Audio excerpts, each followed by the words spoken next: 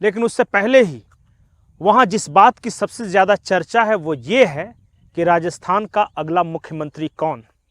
इस सवाल का जवाब हम देंगे, लेकिन उससे पहले हम कारण जानते हैं कि राजस्थान में ये चुनाव परिणाम आया तो क्यों आया।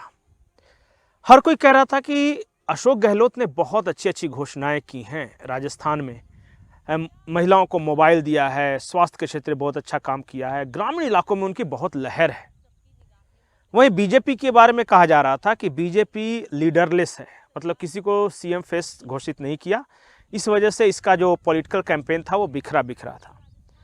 लेकिन अब जब चुनाव परिणाम आ गए हैं और बीजेपी स्पष्ट आगे दिख रही है, सरकार भी बनाने जा रही है, तो एक चर्चा होगी, और वो चर्चा होगी ये कि बीजेपी ने जो सीएम का चेहरा घोषित नहीं किया उससे फायदा हुआ पार्टी को या नुकसान हुआ। अब चुनाव परिणाम के बाद हर कोई कहेगा फायदा हुआ, और इसकी रणनीति यही थी कि बीजेपी ने अलग अलग इलाकों में, राजस्थान के अलग अलग इलाकों में सारे दिग्गजों को उतार दिया। हर इलाके के लोगों को यही लगा कि हमारे इलाके का दिग्गज अगला मुख्यमंत्री बन सकता है, और अपने लोगों को मुख्यमंत्री बनाने के लिए उन्होंने थोड़ा जोर लगाया। बीजेपी की सफलता का दूसरा बड़ा कारण यह था कि अशोक गहलोत घोषणा तो कर रहे थे, लेकिन कई लोगों ने यह भी पूछा कि ये सारी घोषणाएं चुनाव के एंड ठीक पहले क्यों की जा रही है। आपके पास 5 साल सरकार चलाने का मौका मिला, 5 सालों में आपने क्या किया? सचिन पायलट से झगड़ा। तीसरा फैक्टर जो कि राजस्थान में कहा जा रहा है वो है सचिन पायलट फैक्टर। सचिन पायलट को बिल्कुल साइडलाइन करना। अंतिम समय में जो कांग्रेस आलाकमान द्वारा भी 5 साल तक तो सचिन पायलट को कुछ न कुछ सहारा देते रहे प्रियंका गांधी, राहुल गांधी, लेकिन चुनाव जैसे जैसे आता गया ऐसा लगा कि कांग्रेस आलाकमान बिल्कुल सरेंडर कर चुका है अशोक गहलोत के सामने, और अशोक गहलोत ही डिक्टेट कर रहे हैं पूरी पार्टी को। राहुल गांधी आए, एक दिन फोटो भी खिंचवाया, अशोक गहलोत सचिन पायलट को मुस्कुराते हुए वीडियोस भी कुछ बने, लेकिन जनता इससे संतुष्ट नहीं थी।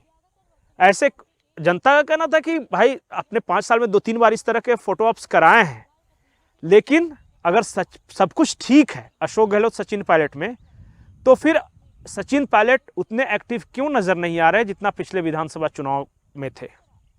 और ये इस फैक्टर का असर सबसे ज्यादा गुर्जर इलाकों में पड़ा।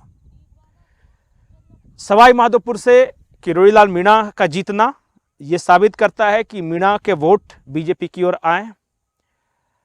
सचिन पायलट जीत गए, लेकिन गुर्जर इलाकों में बीजेपी की सफलता बताती है कि सचिन पायलट को जिता दिया, लेकिन जहां सचिन पायलट नहीं थे वहां गुर्जरों ने बीजेपी को वोट दिया।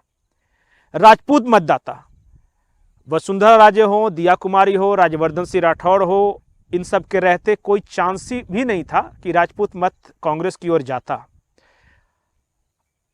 जाट हो गए, वो हनुमान बेनीवाल के बाद ये लग रहा था कि जाट वोटर बड़ी संख्या में बीजेपी से हटेंगे।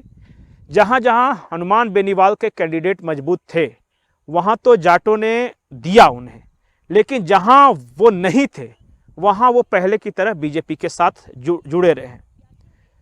कुल मिलाकर अशोक गहलोत के लिए शायद ये आखिरी विधानसभा चुनाव था, लेकिन अब बड़ा सवाल है कि राजस्थान का अगला मुख्यमंत्री कौन?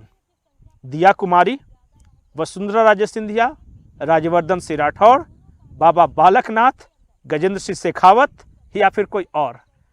इसका फैसला तो पार्टी आलाकमान करेगी, लेकिन जो अंदाजा मिल रहा है, जो एक सेंस बता रहा है, वो ये कि गजेंद्र सिंह शेखावत मुख्यमंत्री इसलिए नहीं बन सकते कि राजस्थान में खुद उनकी पर्सनल जमीन कमजोर है। बाबा बालकनाथ हिंदुत्ववादी हैं। अगर ध्रुवीकरण की राजनीति हुई, और कुछ इलाकों में हुई है राजस्थान में, तो वो एक प्रमुख चेहरा है। राज्यवर्धन सिंह राठौड़ मुश्किल सीट से जीतकर आए हैं, वो एक चेहरा है, लोग उन्हें पसंद भी करते हैं।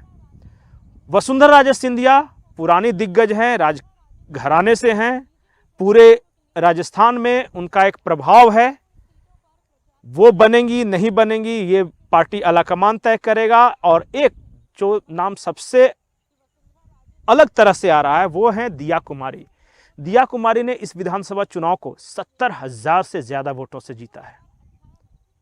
वो भी राजघराने की है, महिला है, पढ़ी लिखी हैं, और पता नहीं उनके बारे में कहा जा रहा है कि उनसे सिंपैथी है जनता को। अब सिंपैथी किस कारण है ये राजस्थान के लोग बेहतर बता सकते हैं, लेकिन जो अगर चॉइस दिया जाए कि इन 5-6 चेहरों में से पहला 3 कौन होगा, तो एक बाबा बालक नाथ का नाम आ रहा है, राज्यवर्धन सिंह राठौर का आ रहा है, दिया कुमारी का और वसुंधरा राजे सिंधिया का तो है ही।